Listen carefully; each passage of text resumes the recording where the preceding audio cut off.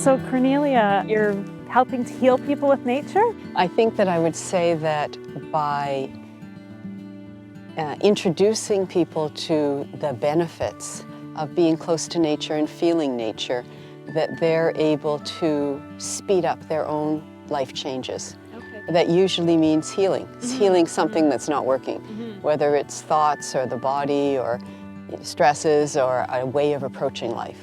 Yeah, so how does one go about doing that? So what does that mean? What does that mean? So it's not only trees. So I'd say trees and nature in general. Trees are really wonderful in terms of their strength. We look at the tree and we say, oh, this is magnificent, this is beautiful. But then there's coming into relationship with the tree through the palms of our hands, feeling the tree, and then letting our mind not try to predetermine what the experience is going to be, right? Yeah. Don't be discouraged if the first time or the first couple of times you do it, you don't, have some, big experience, because it may take coming back, every day for a week. And that repetition, in a way, sends a signal to ourselves that this is something we're serious about, to that part of our mind that wants to open up to something new, that we really want it.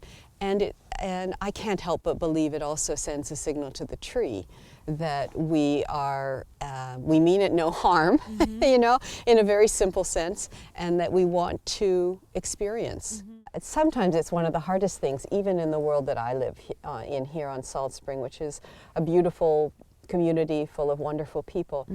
There's still that tendency for the mind to be occupied. Yeah. And so making that time to go out in nature and not have expectations. Yeah. You can probably come into a closer relationship with this tree now quite safely. Do you would mind if I gave it a hug? Yeah, I think you're safe. You can go. Hey, might even take a kiss. Oh. I know you're a tree climber. Yes, I am a tree climber. I love climbing trees. Just hop up here. Okay. I will sort of feel into the past of this tree. I'll let my imagination open up. I also like the different perspective it gives you on the world flying like this. It's true that there's times when I've been lying on this tree and folks have walked by, and that they're really paying attention. And it's not entirely clear whether there's a little bit of wanting to be able to do this themselves. I sometimes, in my imagination, I think that's true. Perhaps they're just thinking that I'm downright silly, but perhaps there's also a part that's wondering if what it would be like to do it themselves. And so in my dreams, I imagine that later they come back and they test drive it. Oh, I like that. So how do you feel? Would you like to move on to coming into relationship with the earth now? I can't say as I want to leave my relationship with the tree. But that said, I do like the idea of building a relationship with the earth at the same time. So, do you think the tree will mind if I give it a kiss goodbye? Absolutely not. Okay.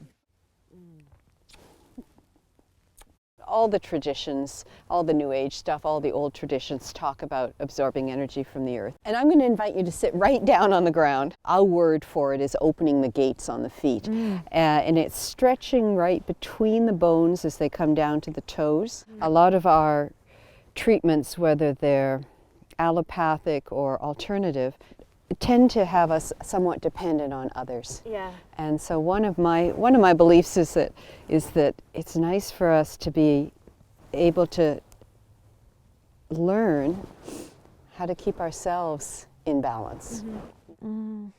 I feel like I'm getting taller right now. I feel like my chest is opening up, and so my shoulders are settling a little bit. So embracing the earth. Embracing the earth. Okay. Yeah.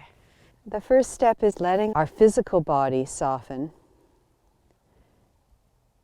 and feel through the back of our body, feel through our spine, down into the earth, and receive. When I was so busy in a demanding corporate job, I made the time on weekends to go out hiking, even though it meant sort of a 2-hour drive out of the city sometimes, or an hour drive out of the city. And I'd probably hike 20 kilometers in a day, certainly 15 to 20, get it all out, and then have a simple meal. It was what balanced me, and it was worth it. It's what let me keep at that work. So even though at that time I was living in Toronto, one of the most intense cities that I guess we have as Canadians. Yeah, most certainly. And is that what took you out of that corporate world? It was a stress-related disease that took me out. And I had a very wise rheumatologist and honest. And she said, we can help you manage with medication, but the only way that this will change is if you get rid of the stress in your life. And she said, you've been talking about moving west again for a long time and you haven't done anything. She held me accountable. You haven't done anything about it. She said, are you going to? And it was quite a serious, ailments that I had at the time. And it felt to me as if I wasn't going to get better, as if the trend line was just down, as if this might be it. Which made it easier, because even though I'd wanted to get out of that lifestyle for some time, it took the stick as well as the carrot for me to move. It took my life depending on it. And it was through being in relationship with nature that brought my strength and my vitality, and I think something more than hope, something akin to being part of this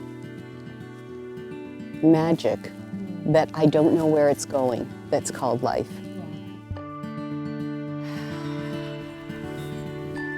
Salt Spring Island. As one of the locals describes it, it's like a sweet and tasty onion, probably an indigenous to the island Geyer's onion. With each scrumptious layer, you discover more fascinating layers of people and parks to dig your teeth into. And on that note, I'm gonna do as the local islanders would do and embrace nature, bearing it all. 4 parks.